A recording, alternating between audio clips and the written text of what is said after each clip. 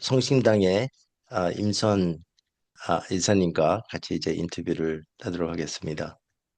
아, 임 이사님 감사드리고요. 안녕하세요. 네. 언제 EOC 국제위원이 되셨는지, 그리고 EOC 국제위원회에서 어떤 역할을 하시는지 좀 전반적으로 설명을 해주시면 감사하겠습니다. 제가 위원으로 시작한 지는 한 4년 정도 됐고요. 이번이 이제 새로운 임기가 시작되는 5년 차입니다. 그 EOC 국제위원은 보통 크게 말씀드리면 재정적인 부분, 예산 편성이나 그리고 앞으로 EOC가 가야 될 방향에 대한 정리를 같이 하고 있고요. NGO 등의 그 세계 국제 단체들과의 연결, 그리고 외부로 함께 어떤 방향으로 나갈 수 있는지에 대한 확산에 대한 방향을 이야기하고 있습니다. 뭐, 예를 들면, 최근 몇 년간은 명확한 펀딩 투자를 위한 재단을 준비하고 있는데요.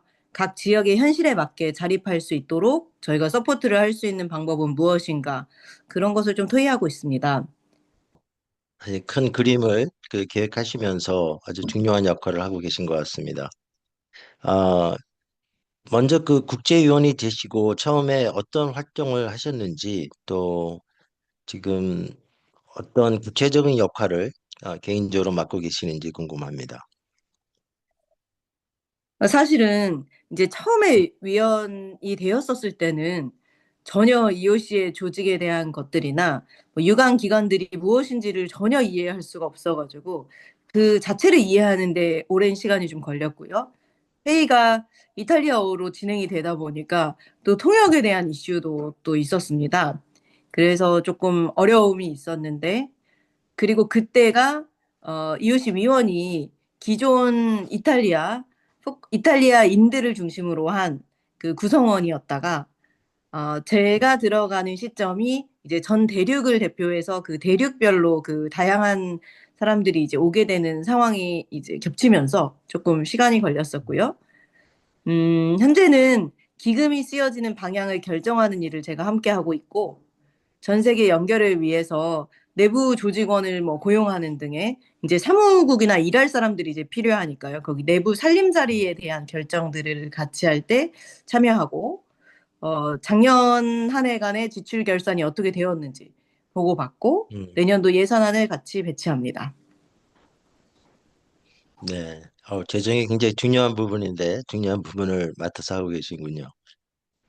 작년 11월 EOC 국제위원들이 모두 한국에 방한을 하시면서 한국 EOC 국제 포럼에 참석하셨잖아요.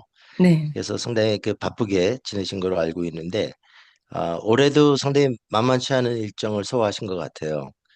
올해는 어떤 일정들이 있었는지 좀 소개해 주시면 감사하겠습니다. 위원들이 크게 가장 중요하게 보는 일정은 1년에 두 번 오프라인으로 회의를 하는 부분인데요. 어, 작년에 그 국제위원들이 함께 한국에 왔었을 때, 그게 큰 변환점이 된 것 같아요. 직접 이제 세계에서 각국의 이웃을 만나서 관계 맺는 것이 조금 느리더라도 가장 직접적이고 우리 이웃 안에 그 연대를 맺는 가장 중요한 것이라고 저희가 좀 깨달았던 것이 있어서요. 그, 그 부분 등을 통해서 그 각 나라의 이제 현실들을 볼 수 있고 각자의 탄생되는 다양한 형태의 이웃을 알려고 저희가 이번에는 상반기에는 브라질에서 회의가 있었습니다.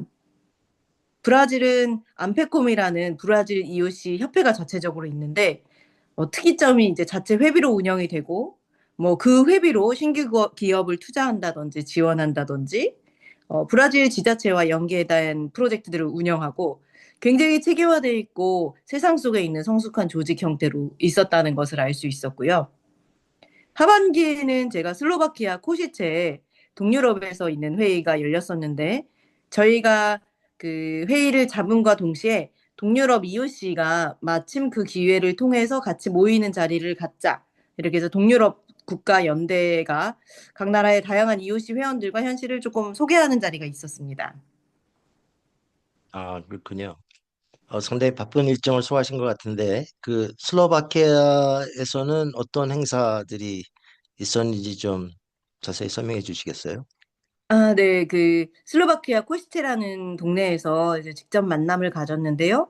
10개 이상의 동유럽 국가가 있습니다. 뭐 동유럽은 나라가 크진 않지만 작은 나라들이 이렇게 붙어 있기 때문에 러시아, 우크라이나, 뭐 슬로바키아, 체코, 크로아시아, 헝가리, 마케도니아, 폴란드, 보스니아 이렇게 해서 참석을 하셨는데요. 총 40인 정도 오셨고 나라들이 가까이 있지만 언어나 문화 이런 것들이 모두 다른 다양한 민족들이라고 볼 수 있었습니다.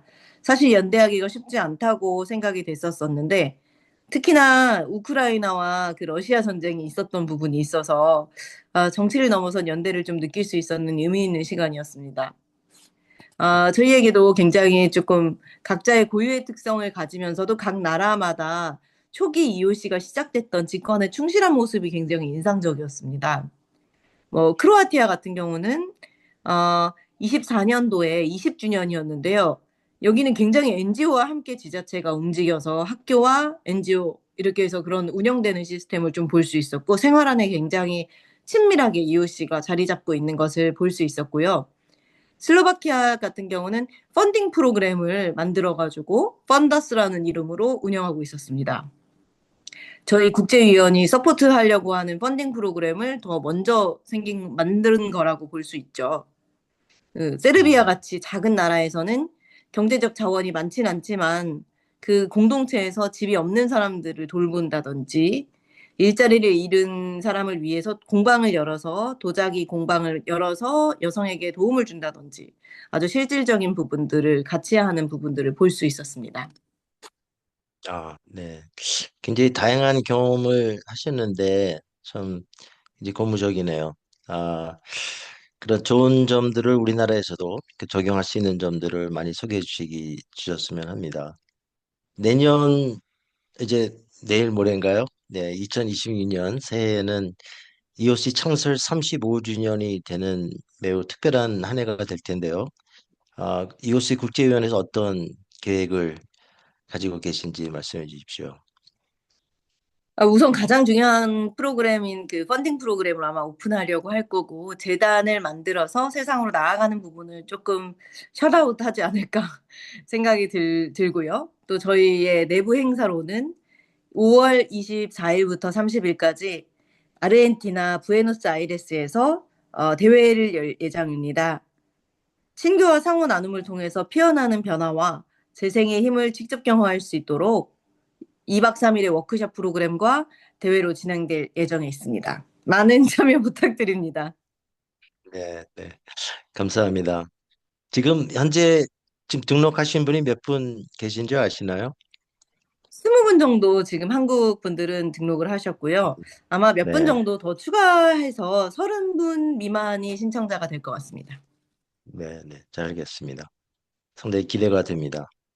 아, 마지막 질문인데요. EOC 국제위원회 한 의원으로서 앞으로 어떤 계획을 가지고 계신지 말씀해 주시면 감사하겠습니다. 어, 이웃이라는 정신이 뭐 좋고 이런 다른 사람에게 필요한 정신이라고 생각이 됨과 동시에 세상과의 연결이 좀 부족하다라는 생각이 항상 들었는데요. 다양한 어, 프로젝트들을 통해서 이웃이를 알게 되는 경우들이 많은데 그것들이 좀 정리가 덜 돼 있다고 생각이 돼요. 그래서 그런 부분들을 좀 적극적으로 하기 위해서 미디어 채널이나 이런 부분들에 조금 더 집중할 수 있는 한 해가 될 것 같고요. 투명하고 정확해야 선의를 가진 많은 사람들이 참여를 할 수 있다고 생각하는데 그런 부분에 따른 사이트 개선 계획이 있습니다. 감사드리고요. 우리 임 이사님께서 EOC 국제위원으로 한 분으로 계시다는 것이 저희의 큰 자랑거리고 또 앞으로도 많은 기대를 갖다가 하겠습니다. 많이 기회해 주시기 바라고. 펀딩에 대한 구체적 계획이 있으신지는 모르겠는데 좀 궁금하긴 합니다. 네. 지금 계속 준비를 하고 있고 국제위원이 해야 되는 역할이 무엇인가라는 고민을 굉장히 오래 서로 했었었는데요. 어, 각자 나라마다 가지고 있는 문화나 환경이 아예 다르기 때문에 이것을 일괄적으로 이웃이는 이런 것이다. 이런 룰로 해주세요라고 말하는 것이 적절치 않다라는 결론이었어요. 이것은 움직이는 어떤 철학 같은 거라고 볼 수 있어서 그래서 그 나라에 맞춰서 그것을 어떻게 서포트할 수 있는지를 하는 것이 국제위원으로서는 하는 일이고 예를 들면 여러 가지 프로젝트들을 조금 제안을 받아서 그 중에서 EUC 펀딩에서 뭐 선정이 된다. 이렇게 하면 이 프로젝트가 이런 비용이 필요하고 이런 것들입니다라고 그 네이버 펀딩처럼 아마 올라올 거고 사용 내역이나 이런 것들이 좀 투명하게 돼서 지금은 조금 정확하게 알 수 없는 부분들에 대해서 좀 명확히 할 수 있으면 일반의 선의를 가진 사람들도 투자하거나 또 도움이 되고 또 피드백을 가질 수 있고 또 연결할 수 있고 그래서 주변을 소개해 줄 수도 있고 이런 형태를 지금 계획하고 있습니다. 그 아까 말씀드린 것처럼 다른 나라에서도 그 지역에 맞게 또 펀딩을 열기도 하는데요. 저희가 여는 이유는 그런 것을 할 수 없는 곳도 있기 때문에 뭐 예를 들면 조금 더 소통이 어려운 나라들이거나 도움이 더 필요한 나라는 국제적으로 저희가 또 그것을 열어놓고 그것이 필요한 또 다른 사람들이 또 그 연결할 수 있게 그래서 각자 나라에서 또 만들고 그것이 이제 직접적으로 연결이 되면 좋겠지만 그 방법이 아닐 경우에 부족한 곳은 펀딩을 통해서 돕는 것이 좋겠다. 이렇게 보시면 되고 뭐 여러 가지로 지금 마리아폴리 사업회 그 포컬라레에서 이제 독립되는 부분들도 준비하고 있는 부분들이 있어서 뭐 그런 부분 참여하고 있습니다. 그러면은 26년에 아르헨티나 말고 혹시 좀 추가적인 더 계획이 있을까요? 이야기하는 중이긴 한데 아마 루이지노를 초대하는 부분이 좀 진행이 될 것 같고요. 강영선 교수님께서 뭐 번역한 책도 출간이 될 예정이고요. 그렇지 않을까 싶습니다. 그리고 3040은 오프라인 모임을 어제 이제 송년 모임으로 같이 이제 서울에서 하긴 했었었는데요. 또 새로운 멤버들도 오시고, 어떻게, 그러니까 이렇게 받아들여야 되는, 그러니까 본인의 삶에서 어떤 가치관들에 대한 교류도 같이 할 수 있었고, 조금 정기적인 오프라인의 모임을 가지면 서로 좀 힘이 될 것 같다. 이런 얘기를 했었고요. 책 모임도 아마, 어, 내년 초면은 아마 끝나서 새로운 책 모임이 다시 이어질 예정입니다. 감사합니다.